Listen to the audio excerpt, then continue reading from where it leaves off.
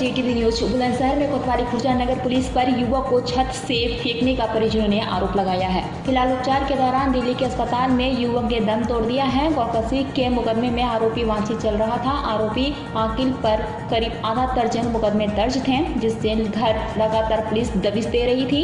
बीते 3 दिन पहले पुलिस दबिश देने गई थी। मृतक की बेटी ने बताया कि इसी दौरान पुलिस ने आरोपी आकिल को छत से नीचे फेंक दिया था। कल देर रात युवक ने दिल्ली के अस्पताल में दम तोड़ दिया था। हालांकि सीओ खुर्जा सुरेश कुमार का कहना है कि आरोपी युवक गौकसी के मुकदमे में वांछित चल रहा था। पुलिस दबिश देने के लिए गई थी और पुलिस को देखकर खुद छत से कूदकर भागा था, जिसके बाद पुलिस लौट आई थी और आरोपी फरार हो गया था। परिजनों ने उच्च अधिकारियों से न्याय की गुहार लगाई है।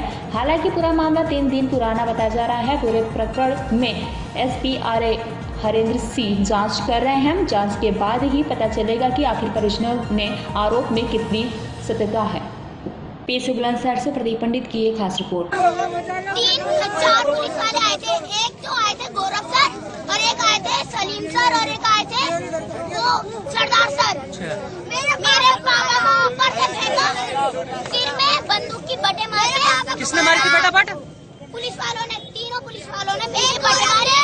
गौरव सर ने और सलीम सर ने, दोनों का मिलावा हो चुका है। और वो नहीं है, क्या नाम था उनका?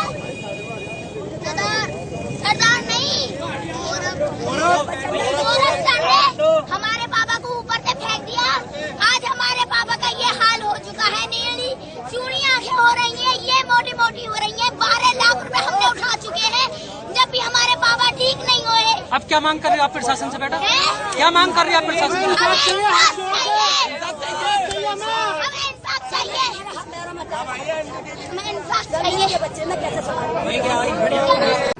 सर, एक मुंडाखेड़ा चौराहे पे जाम का मामला सामने आया, क्या मामला है सर और कौन लोग हैं?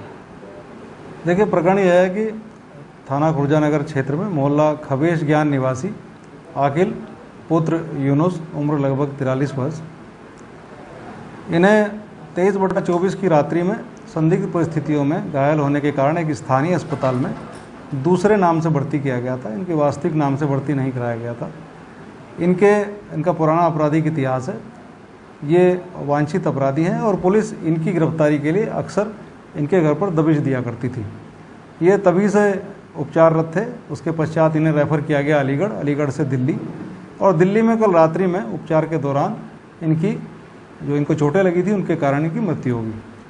तब तक कोई बात नहीं थी। इसी बीच किसी प्रकार की कोई शिकायत, प्रार्थना पत्र इनके परिजनों द्वारा या किसी अन्य व्यक्ति द्वारा थाने पर या किसी अन्य अधिकारी को नहीं दिया गया था। कल इनके द्वारा ये बात कही गई कि पुलिस इनके घर पर दबिश देने गई थी। उस दौरान आकिल को चोटें लगी और जिसके कारण इसकी मृत्यु हुई है, और कुछ अन्य कतिपय आरोप भी लगाए गए। हालांकि प्रथम दृष्टया ऐसी कोई बात नहीं थी। वस्तुस्थिति प्राथमिक रूप से ये पाई गई कि पुलिस इनके यहाँ दबिश देने गई थी। पुलिस से बचने के लिए अपने घर से ऊंचाई से कूदे, जिसमें इनको चोटें लगी। किसी को इस बात की जानकारी नहीं हो पाई। पुलिस ने दरवाज़ा खटखटाया, इनके परिवारजनों ने बताया कि घर पर नहीं है और पुलिस वापस लौट आई। ये प्राथमिक रूप से ये तथ्य संज्ञान में आए थे। हालांकि जांच अभी इसमें प्रचलित है।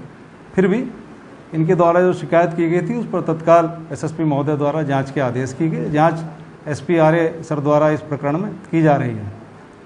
आज सायंकाल इनका जब अंतिम संस्कार होना था, क्योंकि पुलिस की कार्रवाई से, पुलिस द्वारा बताई गई बातों से और पुलिस द्वारा जब बातचीत की गई, इनके परिवारजन पूर्णतया संतुष्ट थे और शांतिपूर्वक वो इनका अंतिम संस्कार करना चाहते थे।